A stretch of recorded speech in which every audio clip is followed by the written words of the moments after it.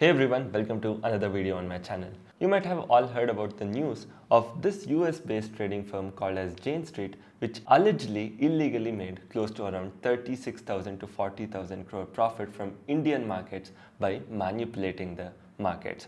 So this profit was done mostly during the period of 2023 to 2025, and I'm pretty sure if you're an option trader, you would have definitely experienced the market manipulation, especially starting from 2023 end.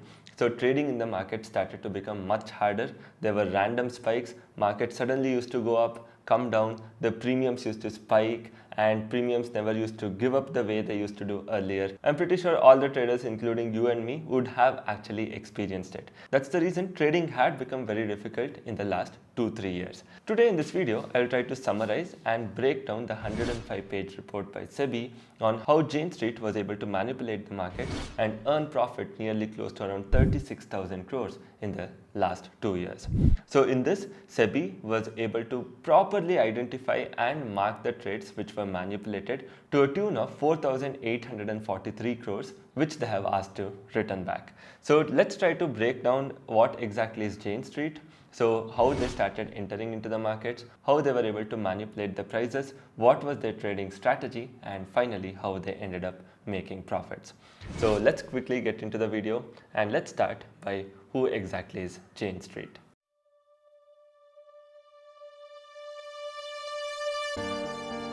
Jane Street mainly is a proprietary trading firm which is headquartered in New York. They manage close to around $400+ billion, mainly through quantitative trading. So while all of us struggle to make 20-30% a year, Jane Street has fantastic track record, and over the last 3 to 4 years, they have consistently compounded of upwards of 50 to 60%. So this looks like a magic number for most of us, but Jane Street was able to do it consistently.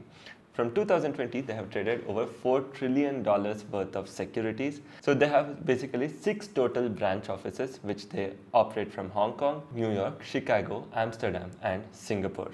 So this entire manipulation was mostly done through the offices in Asia.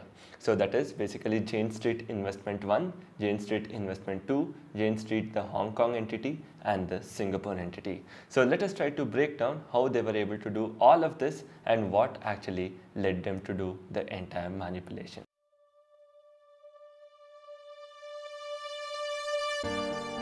So now let us understand how a particular trading firm was so easily able to manipulate the Indian markets, which is almost the 4th largest market across the world. So there are other global markets as well. It is not just the Indian markets they have the access to. So how they were able to easily manipulate the Indian markets compared to the other markets? So the answer to this lies in the total derivative traded volume against the cash volume. So SEBI has been making a note of this issue, and it has also published several times that the cash to derivative volume in India is the highest. So what does it really mean? So if people are trading 1 rupee worth of cash volume, so they are trading close to around 400 rupees worth of derivative volumes. So this is literally the highest in the world. So across all other markets, it's either in single digits or double digits. So if the cash volume is 1x, so derivative will be 3x or 5x. In some cases, it might also be 20x or 30x. But this is the only case where in India, where the derivative volume is nearly 400 times compared to the cash volume.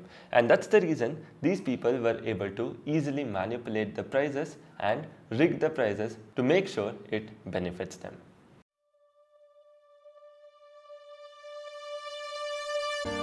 Now comes the third part, manipulation. Let us try to find out how Jane Street was able to pull all this off. So initially, this starts by trading in Bank Nifty options, right? So the entire manipulation usually took place in Bank Nifty.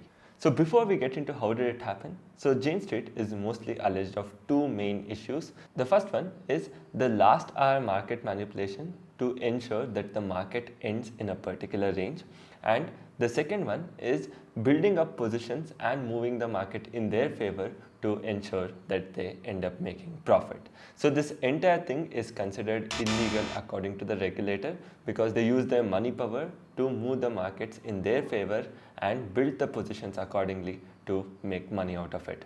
So this was all possible in Bank Nifty because Bank Nifty is a heavily skewed index. So entire Bank Nifty can be moved by just trying to move 2 to 3 stocks, that is HDFC Bank, SBI and ICICI. So if you can actually manipulate these stocks somehow, then you will be very well able to move the prices of Bank Nifty. So not just that, when you take a look at the total number of people who were trading Bank Nifty options, that was close to around 17 lakh people, compared to people who traded the actual stocks and the futures was just around 4,000 people, right? So there was just around 4,000 people trading stocks or futures, where you can actually try to bring in a lot of money and rig the entire thing. And on the other side, you can build up positions against these 17 lakh people. So mostly who will be retailers. So you can build up positions against them and try to make a gain.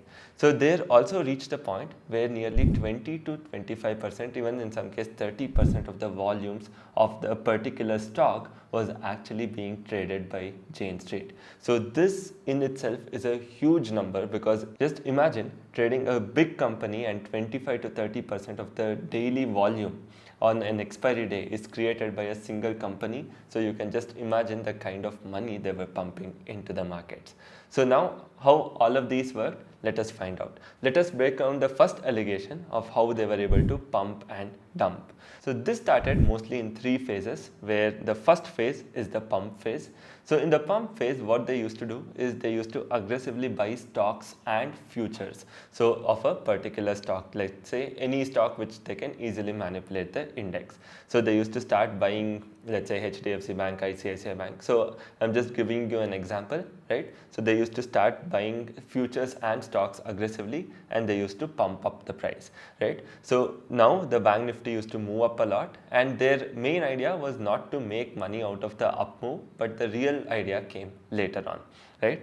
Once the prices of the stock went up, so automatically the index also went up, right? So while the index went up, at this point was the second phase where they used to start building up the positions. So how did they do that? So once the market went, so obviously the FAR OTM puts would be very small amount, and the calls would have been inflated. So the calls would be worth quite a lot.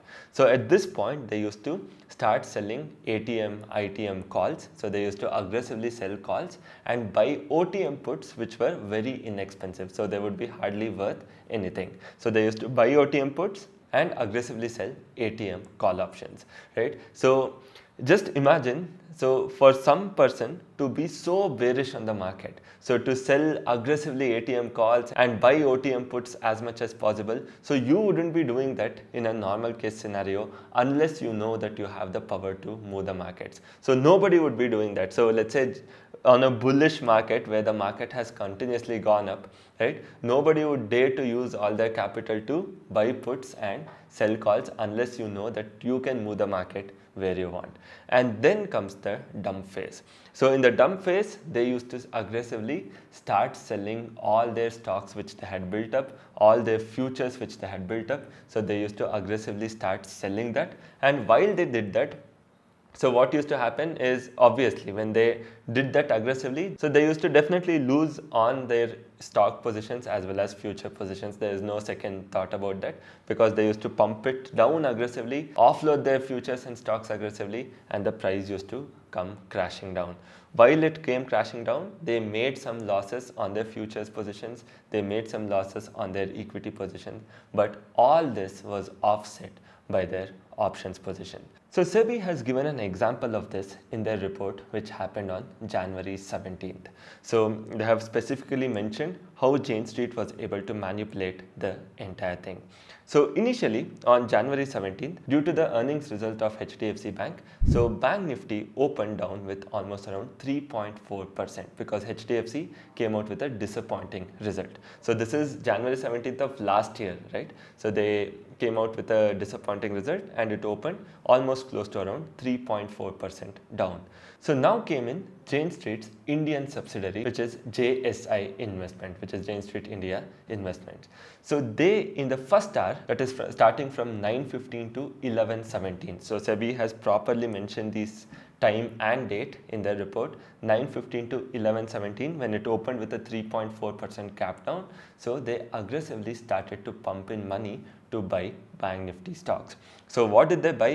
They bought nearly 450 crores worth of ICICI Bank, which back then accounted to nearly 23% of the total traded volume of ICICI Bank. Then they bought 277 crore of Axis Bank, which accounted to 24% of the total traded volume in Axis Bank. And they bought 190 crore worth of Kotak Bank and also 217 crore worth of SBI. So this way, they ended up buying aggressively in all the Bank Nifty constituents, and they were able to push the price of Bank Nifty, which had opened around 3.4% down. So overall, that day they invested in cash market close to around 2,000 crores. To be precise, 1,857 crores was invested by Jane Street in the first 2 hours of the market opening. While they ended up buying in cash, they also added some positions in futures to a tune of 2,518 crores. So this is again given in the report. So they added both cash positions as well as future positions in these Bank Nifty stocks, that is ICICI, Axis, SBI and Kotak. So they were able to do this because Bank Nifty is driven by a few major constituents, and they can easily buy this and try to manipulate the entire index. So next comes the phase, which is the midday phase, where they start building up positions.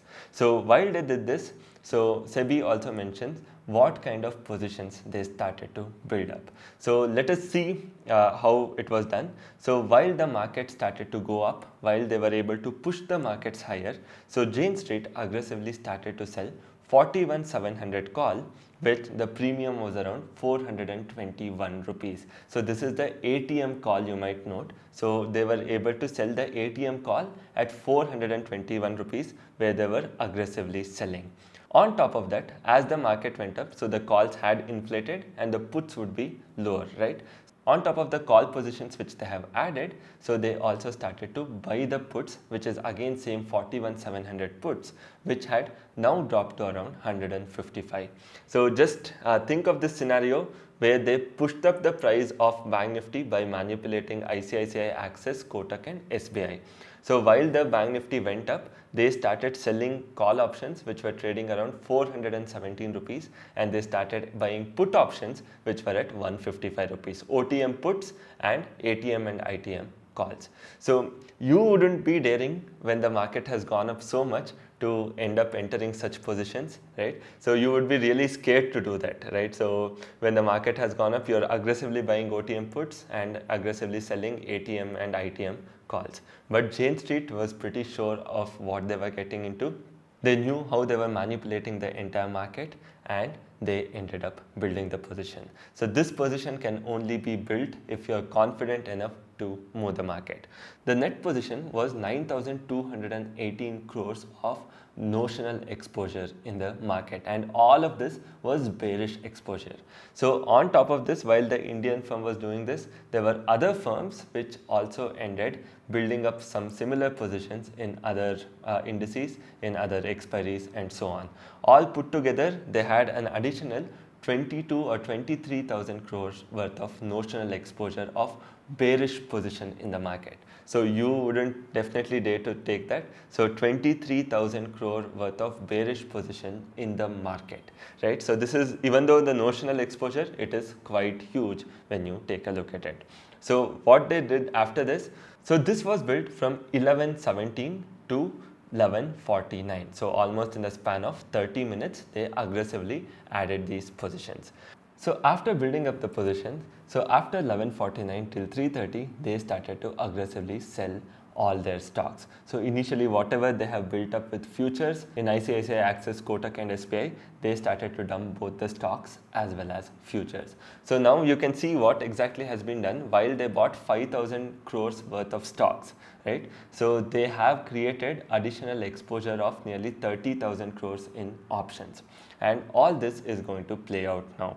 While they started to dump this, they were easily able to manipulate the Bank Nifty because HDFC was already under pressure, and they started selling all these stocks quite aggressively. So once they did that, the put started to surge, the call started to give up in value, and net altogether they ended up making around 734 crores of gain from options alone. So while they made 734 crore gain from options alone, they lost around 60-70 crores in futures and stocks. So they were not really bothered about this futures and stocks 60-70 crores because they knew that they had made almost 10x with options. So that single day alone, they ended up making a total gain of 674 crores by manipulating the entire thing. So this was something which SEBI was properly able to identify. So where the volumes came in, how the volume came in, and to what tune Jane Street was putting in the buy orders, what positions they built, and how the entire thing played out. So this was the first allegation of Jane Street actually trying to manipulate the prices of the stock, build up positions and dump them. And finally, the second allegation which came in by SEBI is trying to move the markets in the last 1 hour to ensure that the settlement price happens where they want. So SEBI gives another example in their report for this, which happens on July 10th, 2024. So on July 10th, 2024, that is during the last hour, so Jane Street had built slightly bearish positions, or Jane Street had built positions such that they would benefit the most if the market came down. So what did they do?